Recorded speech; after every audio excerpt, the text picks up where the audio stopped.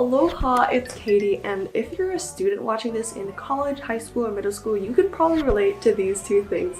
Number one, you probably have a lot of work to do and you're procrastinating like I am because it's 1:30 a.m. and I still have to finish my math homework, my CS homework, and number two, you're looking for a way to get fit quick because you know that school and academics takes up a lot of your time, but you still want to look and feel good. So lucky for you, like the lazy person I am, I found ways where you can easily stay fit. Before we start this video, I also want to make a disclaimer that this video is sponsored by Victoria's Secret Pink. What? Honestly, when they asked me, I just didn't believe it. This is the first sponsored video I've done in a year, I think. Victoria's Secret Pink is actually a brand that I did not grow up with because I grew up outside the US, but I've always heard about Victoria's Secret Pink and like, wow, I want to be like them. But admittedly, for a long time, I never thought that I was good enough to wear Victoria's Secret. So when they reached out to me, I was just very touched and in awe that firstly, they knew of my existence, but also I learned that Victoria's Secret Pink is a line that's specifically for college girls, and the mission is to empower girls to feel and look good. There's a psychology study that shows that what you wear affects how you view yourself and your mood, and I used to just wear like hand-me-downs for my siblings, and that's totally cool too because sustainability, but at the same time, when I guess I started treating myself or wearing clothes that were meant for an occasion. Example, I would start wearing like workout tights or sports hoodies to actually go to the gym instead of a t-shirt that I also sleep in. I noticed that it did wonders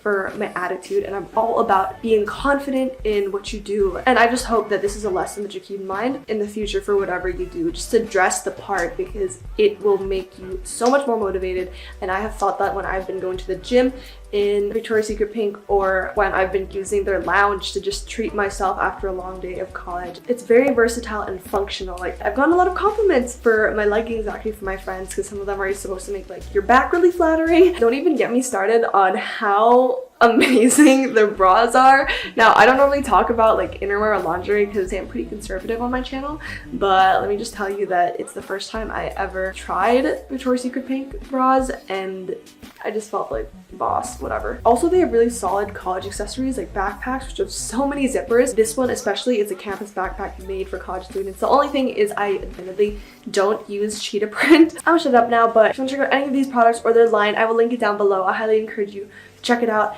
And of course, to keep it real, thank you for this opportunity to be recognized by brands that I never thought I would work with, but here I am. So thank you for your support, and let us now get into how to stay fit and lose weight while you're in college. Last year, I tried to stay fit. I really did. I would gym before class at 8 a.m., 9 a.m., but still, like, freshman 15 happened. But what people don't say enough that has been like the biggest game changer for me is, are you ready? It's sleep. When you don't sleep enough, you're gonna feel more cravings. Your body needs more energy because you lacked it by not getting enough sleep that night. And at the same time, your body decreases another hormone called leptin, and it is a satisfaction hormone. So number one, you will crave more junk food, more fatty foods, because those give you quick energy, and at the same time you're not going to be satisfied by those foods, so you're just going to keep binge eating. Why does this matter? It matters because you've heard it. Prevention can be better than the cure. People try to lose weight by burning fat, burning the food or calories that they just ate. But what if you stopped yourself from even getting to that point where you had to burn the fat? You just stop so you don't have to work out after to burn it off. And when I made that realization, it just changed my life because as college students, we thrive on caffeine, energy drinks, and all these other sources for energy when we have the best natural source, and that is sleep. Consumer culture just tries to sell you a lot of products so you can buy and add to your lifestyle, but what we are missing is the fact that sometimes subtracting things helps us get to our goal. It's about how you can do more with less, and I just want to apply that philosophy to gymming because let's face it, as college students, we don't always have the time or motivation or energy to get up and go to the gym. So I would highly recommend you read the book Why We Sleep. I've been reading that and it's made sleep a real priority in my life. Because yeah, admittedly last year I could exercise all I wanted, but let's face it, at the end of the day, I was still binge eating my chips, working so hard to burn it the next day, but like for what? It was an ongoing cycle that I would never win if I did not get enough sleep. Next thing I will talk about is eating, because there are really 3 essential things to staying healthy and fit, I feel. Number 1, sleep. Number 2, eating. Number 3, exercise. We'll talk about that later because I know we don't like the word exercise. So I don't do any diets. I very much want to be able to enjoy the pleasures of food because I'm a huge foodie. One thing I did change about my eating habits is when I eat. I intermittent fast. So intermittent fasting is when you eat within an 8-hour period and not eat anything for the remaining 16 hours. The idea is that if you restrict your food eating times to an 8-hour period, your body is going to improve its metabolism because it sinks in with your eating routine and knows that it's gotta digest food much faster within that 8-hour period. It also helps you lose weight and burn calories a lot more productively. So my eating period is 12 to 8 p.m.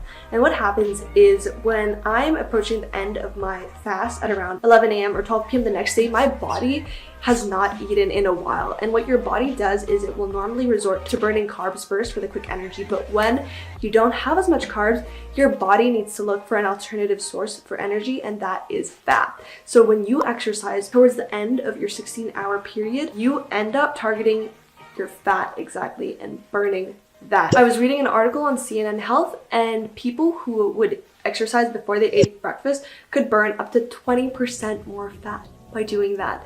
Now, the thing with intermittent fasting is, word of caution, it is not for everybody. Some people cannot restrict their diets to an 8-hour period. In general, whatever you try or hear or read online, know that your body may be different from the general public. And so if you're not feeling well, if you're feeling dizzy, don't continue it. Your body is different and only you will understand your body best.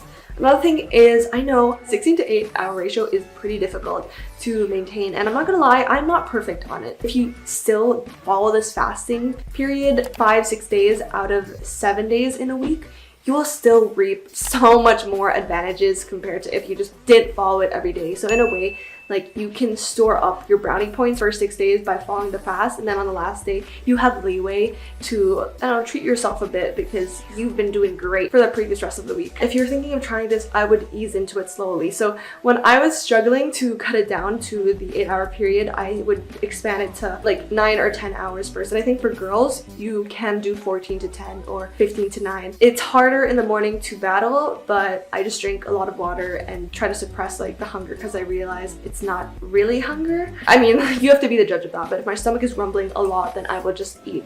I'm not gonna like wait it out 9 more minutes because it's still 11:51 and it's not 12 yet. You know, it's about listening to your body and responding to it. Another thing that girls specifically don't realize is lifting weights sometimes burns more than cardio does. I know we grow up with the narrative that, oh yeah, you should just go on the treadmill, you should run. You know, we just grow up with the mindset that we gotta do cardio, we gotta sweat it out so we can burn all that fat. But what you don't realize is lifting weights also burns a lot of fat, and here's why. When you lift weights, you increase your lean muscle mass. There are 2 key ways to burn calories, and that's through muscle and fat. So burning calories through muscles can actually be more effective because your muscles are more metabolically active compared to fat. The more lean muscle mass you have, the more calories you are burning at rest. And this is why you'll notice that guys can eat so much more than girls and not get as fat. It's because they have so much more muscle. Like, physically, we girls cannot have as much muscle as other guys do. Also, after you work out with lifting weights, it increases your metabolism in the short run. For example, instead of 60 calories, you're burning 70 after you do a workout. Things to keep in mind though is typically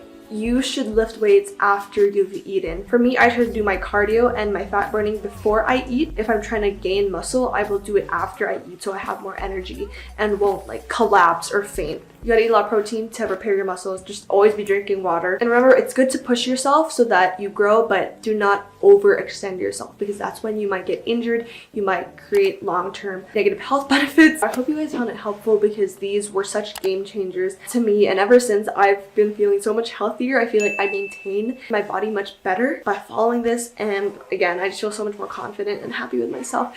And I hope that when you start this